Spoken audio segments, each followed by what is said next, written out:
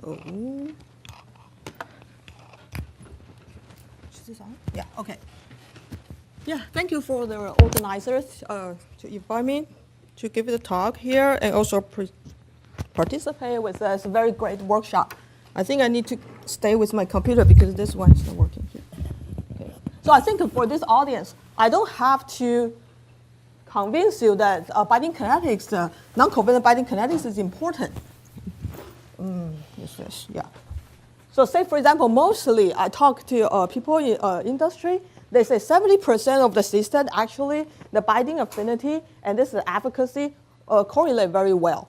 But just like a 30% or less than that, fortunately, it's not a lot. As you don't see this nice correlation, but they correlate better with the residence time.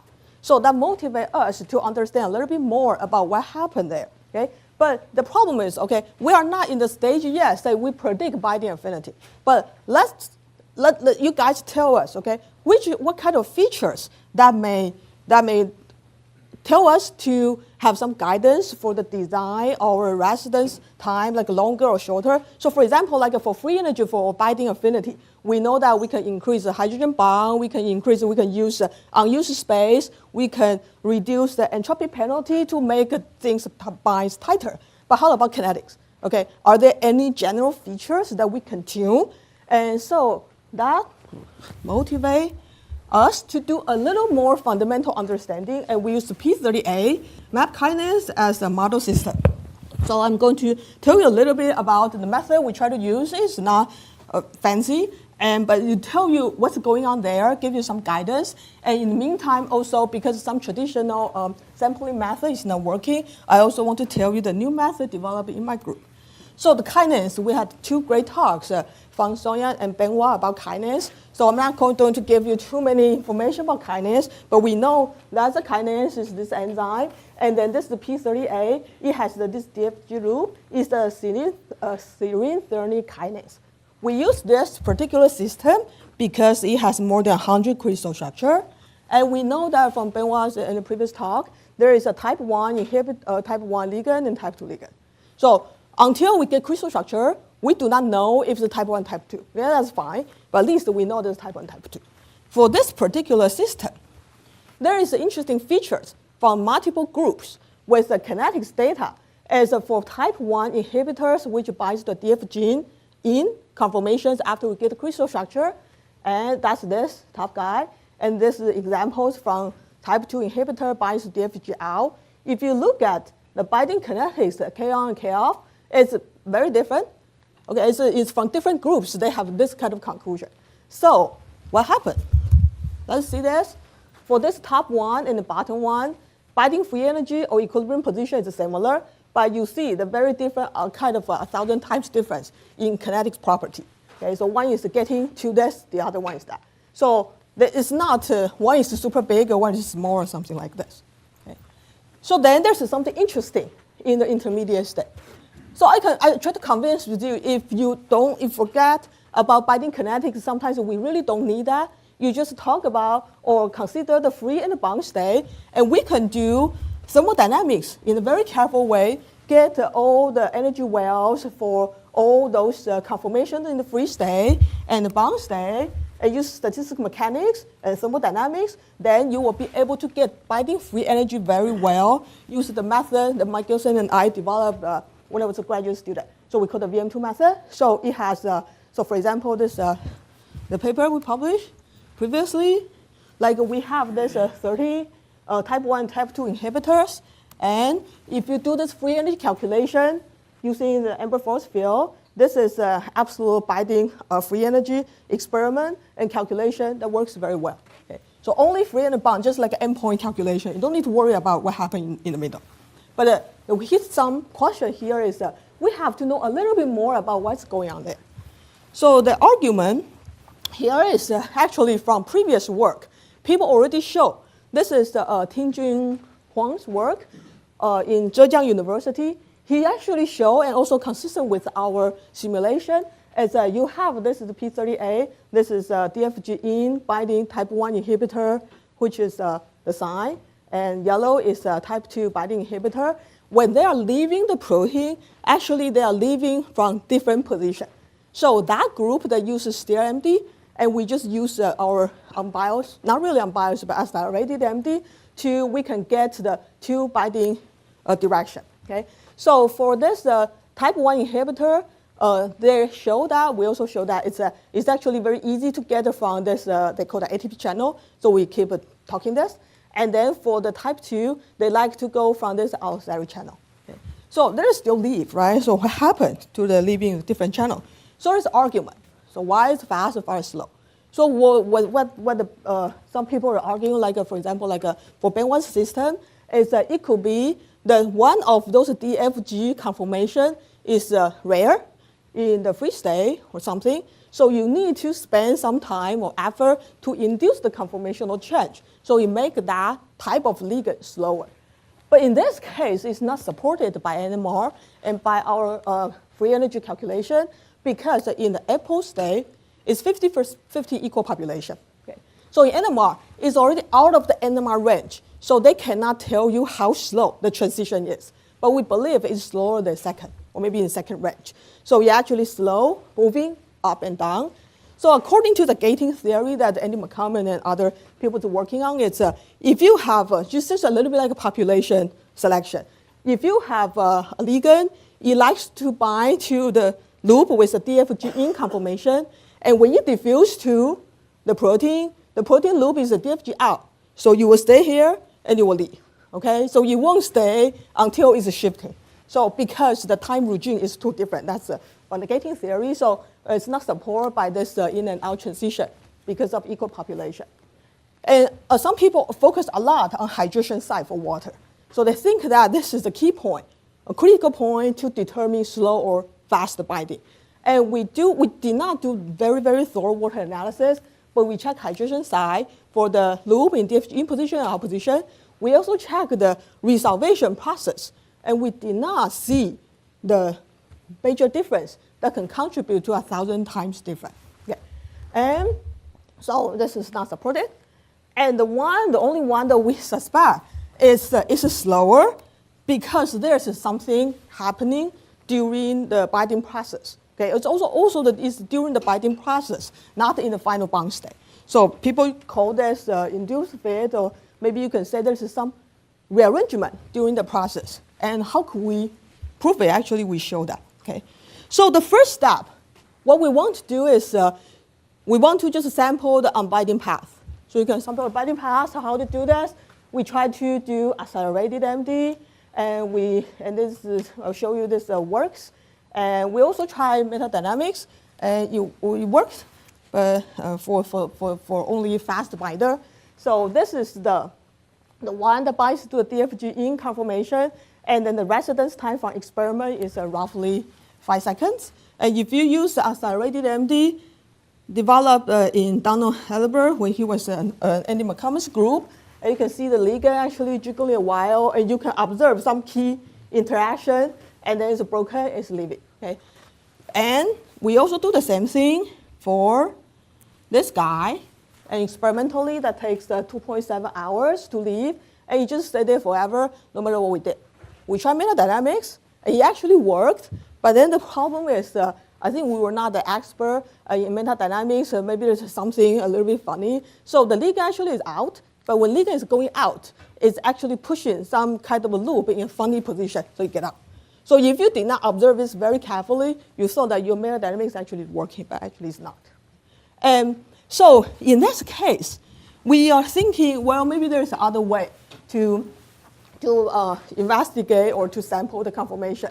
So in the meantime, my group is developing a search method based on MD simulations. Okay. So the other thing I want to mention is for the work of this kind of sampling, we do not sample thousands or at least hundreds of binding pathway, but we focus on the position that the ligand is kind of leaving the pocket.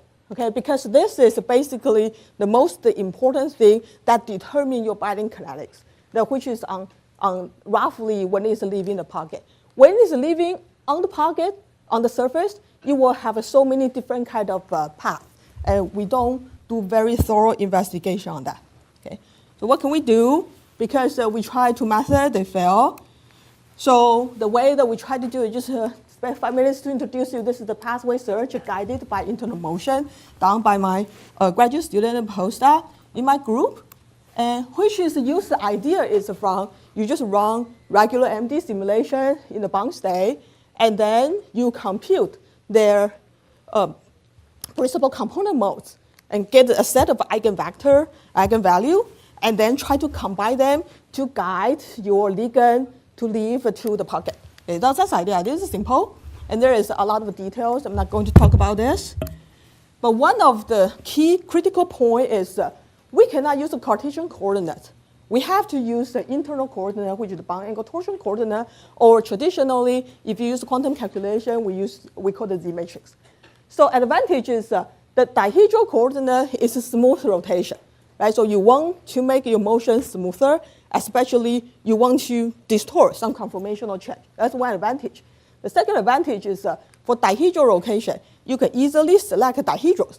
So this largely reduces your principal component modes. And for Cartesians, you cannot do this easily. But when we try to use the classical way, we had problem. Because for classical Z matrix, that's all those atoms is actually defined by their previous, like 3 atoms. So in this way, if you have the large protein big enough, like you have this big protein, the dihedral angle here move a little bit will affect the other motion on the end. So this is a kind of artifact that it's going to produce. So we have to develop this new, we call that multi-layer internal coordinates, which is defined by a bunch of fragments and linked to the main fragment, and also the dihedral. We have to use a sine cosine. If you don't do this, you have plus and minus 180 degrees jumping around. Then you affect the calculation in your matrix. So in this case, it also has another advantage is when you are doing some kind of a conformational analysis, if you identify, say, for example, a few dihedral angle is hinge motion, you can focus on this one, and you can manually rotate that. Okay? So it will give you some ideas about the larger scale conformational change. But then we use this method, and then we'll give you the binding pathway for both the allosteric channel or ATP channel. So you can see that sometimes when you are doing this search, so some degrees of freedom is one of that is focusing. So you can see some of this is just keep rotating, and then we fix the bottom part there. So because of this, there's a certain dihedral picking, so we can easily select some dihedrals that are of interest. Okay. So then that's at least working. And then we have multiple different paths. Okay. So the next step is we want to get a little more quantitative information about when it's leaving, what's going on. What's going on in side chain and your ligand, what's going on in your protein motion. So you could do a multiple different way. We do milestone theory, and also here we use umbrella sampling. Okay? So you may argue this is old-fashioned, but actually it's not really old-fashioned. It's still useful. At least it's simple enough that people understand what's going on there, and it gives you information about this interfacial motion. Okay? So say, for example, we have it's a little bit artifact because you need to define, okay, this is a pathway, and you will have some kind of coordinate you need to restrain that. So each window, we have a tiny window, like a 0.2 angstrom. We have a tiny window on this. And another problem we have is because we get our path from accelerated MD or our search method, so we save that every 10 picosecond. So it's a kind of a large time steps, right? So in this case, sometimes the ligand is already, or protein already moved too much. So we cannot pick up those frames for our 0.2 window. So then in this case, we get a lot of frames and run a bunch of short classical molecular dynamics simulation on BIOS, 10 nanosecond only, and then bridge them to smooth all the frames. And then combine with this, we'll have this unbinding coordinate.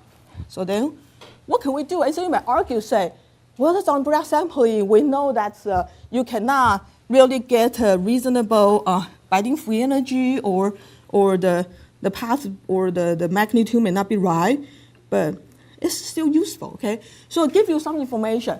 We use a small molecule to test this about the umbrella sampling and want to give you some ideas about where is that useful and which part may not be, and you just take a grain of salt. So this one is a cyclodextrin. So this is the most system. This is the experimental data. I just show two ligands here. So the paper just published, and we run microsecond MT stimulation, brute force. Then we will be able to get association, dissociation rate constant, enthalpy and entropy. And then the important thing is, let me show you. Okay, so from this one long MT simulation, you get multiple on and off. Okay, so from there, you get a statistic and you get a path. So from the path, we know that the ligand seldom just go directly to solvent or directly get to binding site. It just likes to get to the kind of a little bit like a surface on this. Okay? And this actually agree with the pattern of umbrella sampling. So this umbrella sampling, we focus on going this side, not the other side, because that's a different ring. The ring has a two direction, right? And from the brute force MD, we know that umbrella sample, we know that for MD stimulation, it will give you a bunch of different cyclodextrin conformation because it's actually pretty flexible. And we get over this and start our umbrella sampling. And those conformations are real, okay, from MD simulations, okay, if you trust the force field. And in this case, because we do not have a crystal structure, we do not know which one is the lowest conformation. So you start from this one, and you do umbrella sampling. This is the distance, and this is the potential mean force. This is free energy. And you can see that they have a barrier. So the first barrier is from the middle, get out of this. And then you have this kind of local energy minimum is when it stay on the surface. And this is the total dissociation. Okay? So you have some period of tiny barrier and major barrier. Okay? So from here, it captures what happened.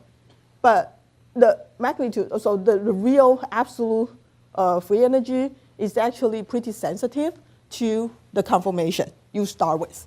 So even small molecules, you have this, and this is the same, another even smaller one. So if you want to compare with the absolute value for the barrier high, it's a kind of dangerous, it probably doesn't work, but still, the barrier can tell you what happened there. So it gives you some kind of a guidance to show you what's there and where I should look at. So that's the idea. We use this for larger system. Although, just like what I said, it's not really accurate to give you the barrier high, but from checking the barrier or checking what's going on there, you could have ideas about what's going on. So here, this is the first, the one that we want to point out is this is the bound state starting from crystal structure, and then you move a little bit, we start to dissociate or use umbrella sampling, follow the path we got, and to move the ligand a little bit, and they will jiggle a little bit, and then hydrogen bond, important hydrogen bond breaks. So when the important hydrogen bond breaks, it's actually not in this peak. It's in somewhere kind of a tiny peak is the middle on that. So they continue, is losing some interaction, forming some interaction, losing some interaction, and solvate, dissolve. So you get a little bit like the curve like that. So I'm not going to talk about the detail on this. This is a fast binder. So the path is from umbrella, from accelerated MD, and use classical MD to smooth out, and umbrella sampling to give this guidance to tell us where to look at. And the next one is the slower guy. The slower guy is going to the allosteric channel that we believe also the umbrella sampling shows that this is the preferred channel. And in this case, it also starts from the jiggling and two key hydrogen bond breaks, but it's not really in the peak, it's in somewhere. And then it starts to move a little bit. So there are forming, reforming, and breaking. So there's multiple things you can see. And so finally dissociate. Okay? Just look at this. Just, it's not unexpected because we already have experience for cyclodextrin. The heights, I cannot tell you too much. And even we start from crystal structure. Cyclodextrin, we do not have a crystal structure, but this guy, we actually have crystal structure that you cannot tell exactly, well, this height here, well, it doesn't tell you this is slow, this is fast, okay? But there is information there. Because from the free energy, there's the barrier, we notice that it seems that in this point, there's something a little bit funny there in protein, like a conformation. And we also notice that there is some hinge motion for protein moving. Okay, so the hinge motion, it looks kind of interesting, and we know the protein is breathing in the free state. So it's common, right? So if you work on protein, you know that even in free state, the protein may move, like this is a two lobe, like N lobe and C lobe. They move like this, they're breathing. Okay, they may be functional important, we don't know why it's moving like that, but we know that in the free state, it has this, okay? But then we try to think about, okay, skip this. What's going on here? Since it seems that the protein motion is involving there, but we don't know how much is contributing to the dissociation. So what we're trying to do is we try to do another one-dimensional umbrella sampling. Actually, we try two-dimensional 2D. One is a ligand pooling, one is a protein conformational, like a hinge motion. But the results is not clean as this one. So I'm going to show you this. This is the fast inhibitor is doing binding this way. Slower one is getting that way. So what we're trying to do is we know the path. So we put the ligand in the multiple position. You don't need to put that many, but we just put, say, show 4 here. So this is a bound state from crystal structure, and this is a kind of free state, is pretty out. And there's the 2 intermediate states that we got from our path. Okay? So this is the kind of a distance between some kind of residues or we select for the protein. You can select a bunch of different ones, and they give you the same results. So how to read this? This is the free energy correlate to the motion of the protein. Okay? So in this case, when you put your ligand in the bound state, so this is the blue one here, your protein still can do this breathing motion. So then that's here, and then you do a little bit. And when you put that in the free state, so they still do this breathing motion. Okay? And the distance or the equilibrium position is the same around this position. When you put your ligand in the dissociation pathway, your protein still can move. It doesn't affect the intrinsic breathing motion. And so that's the red one here, and another one is the green one here. So it seems that it doesn't perturb by binding of the ligand, and the protein still moves. Okay. But the funny thing, very interesting and very different is if you have this guy for the DEG-out, so also in the beginning, this is the bound state, this is the free state. So if the ligand, if the protein is a free state, it doesn't matter if your loop is in or is out, they still can do breathing motion. And this one is a little bit more restrained a little bit. When your ligand is getting inside, it's the well is a little bit narrower, but it's still allowed to move a little bit. Okay? So the huge difference is when the ligand, it's in, we call the entrance of a cleft or some kind of in between this alpha C helix and also this loop, there is a period of time that the protein, they have to move a little bit more. And the thing is the little move is fine, but it's not favorable in energy. Because if you compare the bound state, the bound state should be here. So if you force your protein to open like this one, and it doesn't like it. So this is the way that makes things slower getting and slower moving out because of the barrier that's causing from the free energy of the protein motion. And this is the kind of hidden in the binding process. Because if you look at the bound state, you do not really see the rearrangement. After you rearrange, it's actually happy, but it's only unhappy during the binding process. Okay. So then it gives us some take-home message about we have this, we sample this dissociation and can be successful for a quicker binder, which is the one with a DFG binding to the DFG in with accelerated MD. But for slower one, we still have to use a little bit more aggressive method, which is the new method I introduce you to use this dihedral, this principal component.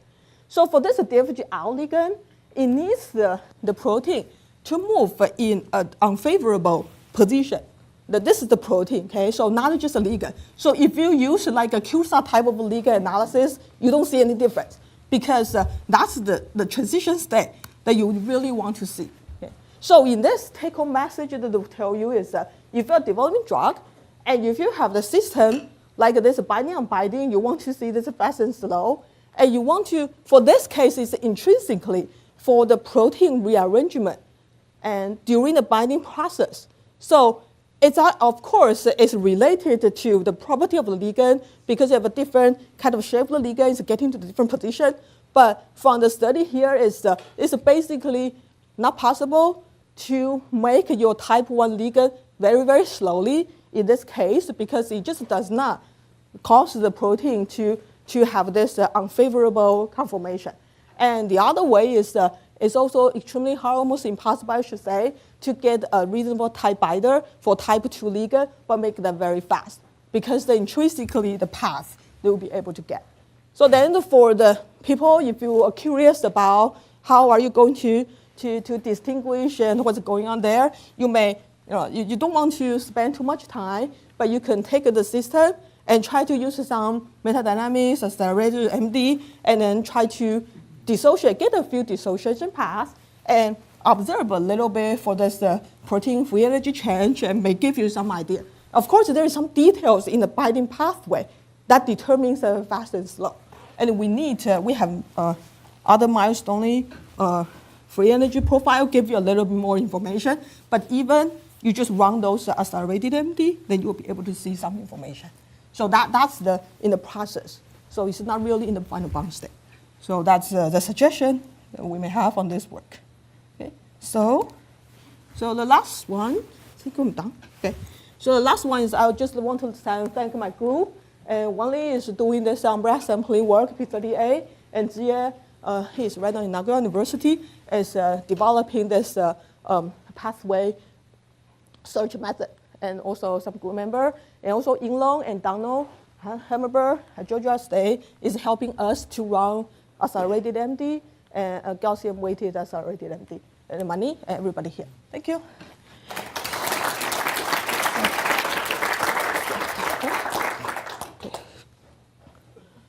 Yeah.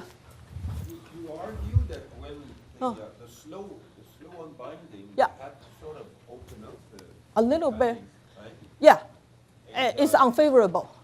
But why didn't that show up in the 1D potential force when you pull the ligand? That's a very good question because when you are doing 1D, we check very carefully for statistics. The statistics actually is for this direction only. So it's for umbrella sampling, you have this probability, right? So they are still preferred in this position and that position. It's in some point. So for example, ligand is here, the protein has to move or something. This is not showing in that particular 1D. But you got some hint. Say that it seems that there is a barrier there, but the barrier is just not high enough to tell you that, okay, this is higher than the other. You see that here, actually exactly for 1D, to be honest to you, that's, yeah, actually you have the barrier. That's exactly here. But it's not high enough. The reason it's not high enough is because umbrella sampling is for the probability to see which the window in this side or this side is biasing, right? But in principle, if that one PMF was well sampled, the indirect work should show up there too. It will, but I think I'm still argue that the highs is still not accurate. Because think about this, you are in this particular window, right? So the ligand is here, but that's the protein has to arrange this a little bit higher, larger class, and you make your ligand move, and there is a hint there. And then we have a very small window, and we sample like each window, we have a pretty long simulations, like 20. We try to make them more. And we even try 2D, to be honest. I think maybe 2D will exactly show you this, but it could be, it's not converged very well yet. So our 2D, you can see something that's there, but the data is kind of messy. Yeah.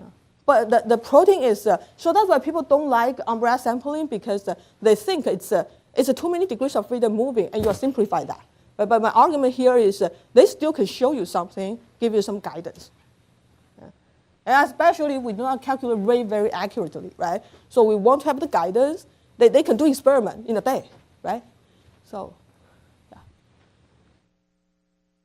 I mean, I think it's a little bit related to Benoit's question. So I guess if your path, Yeah. so you're taking calculating this free energy along a certain path, right? Yeah, the certain path. Yeah. So if that path is not representative of unbinding paths. Yeah, that's You could also have that same. that's right. Yeah, but I was going to ask you yeah. how you know. I was going to ask you to say if you could say a little more about your pathfinding Mm-hmm. method and how you can have confidence in it. Is there ways that you can check that it's reliable? yeah, that's a very good question about the robustness, right? So robust for all of the calculation we need to do. We got more than one path.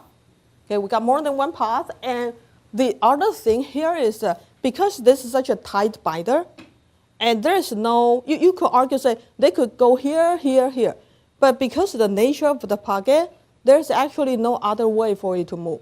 So we run multiple pathway search method. For this one, we can only rely on pathway search method, and that seems to be the only reasonable way to get out.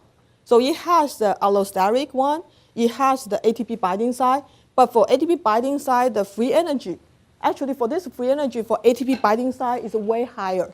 So umbrella sampling is still working.